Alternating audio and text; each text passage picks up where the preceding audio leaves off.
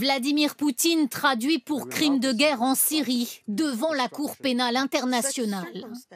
Une menace brandie aujourd'hui par la France après les bombardements sur Alep. Vladimir Poutine aura donc tranché, épargnant à Paris de prendre position sur sa venue. Donc j'ai encore l'espoir que la résolution soit votée. Mais ces efforts ont été vains. La Russie a bien mis son veto au projet de résolution franco-espagnol qui exigeait l'arrêt des raids et l'instauration d'une zone d'exclusion aérienne à Alep. Alors, il y a eu au cours des jours derniers un épisode diplomatique assez ridicule. On pourrait presque en sourire si derrière il y avait une épouvantable tragédie qui est celle d'Alep. C'est évidemment les conséquences de l'offensive française aux Nations Unies et l'épisode de la visite impossible de Vladimir Poutine à Paris.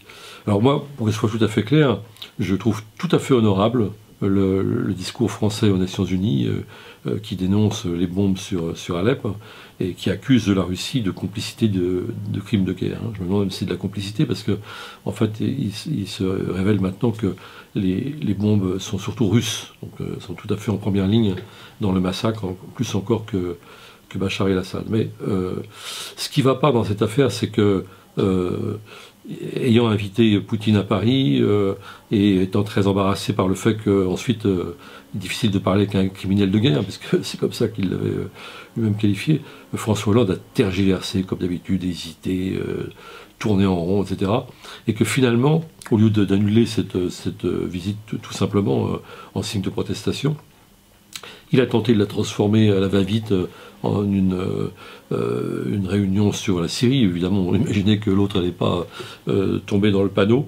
Et c'est Poutine qui finalement a dit « je viens pas ». Et assez méchamment en disant Hollande me recevra quand il sera prêt.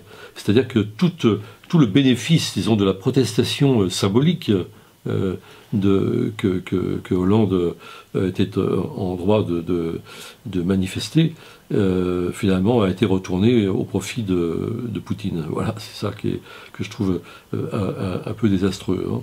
Bon, sur le fond, encore une fois, je trouve que la position française n'est pas mauvaise, mais elle est entachée de beaucoup de contradictions. D'abord, on ne sait pas où ça va aller, enfin exactement on sait que ça va aller nulle part, puisque d'abord la Russie n'a pas signé le traité de la Cour pénale internationale.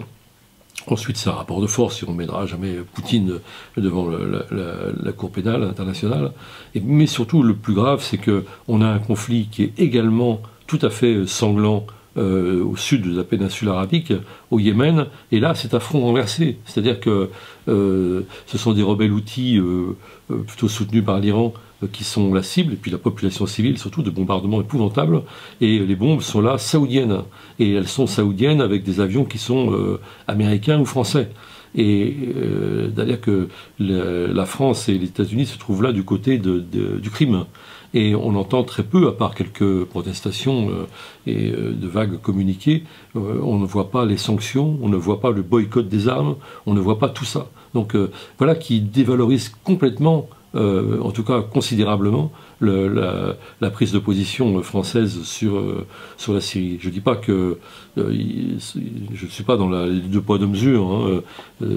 Si on pouvait faire arrêter les bombes sur Alep, même avec toutes ces contradictions, tant mieux. Mais ça affaiblit la position française. Puis j'ajouterais encore, mais là c'est un peu une protestation, hélas, traditionnelle, qu'il y a aussi des crimes de guerre qui ont été commis par Israël à Gaza en 2009, en 2014. Il y a le blocus, il y a la colonisation, et là il n'y a pas de sanctions, il n'y a rien, il y a quelques mots de protestation de temps en temps. Et donc cette morale internationale qui est d'un seul coup manifestée, à juste titre sur la Syrie, et bien on voit qu'elle est à géométrie variable, et ça exigerait que, pour le moins qu'il n'y ait pas qu'on ne sombre pas dans ces contradictions.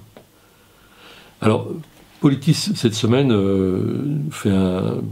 propose plusieurs pages d'événements sur l'élection présidentielle, avec une grande interrogation sur et s'il n'y allait pas, il s'agit de François Hollande, parce que en dépit des préparatifs dans son camp, dans son cabinet et son entourage, comme s'il allait y aller, il y a un gros doute. D'abord, la courbe du chômage est loin de s'inverser, et puis ensuite, l'homme ne décolle pas du tout dans les sondages.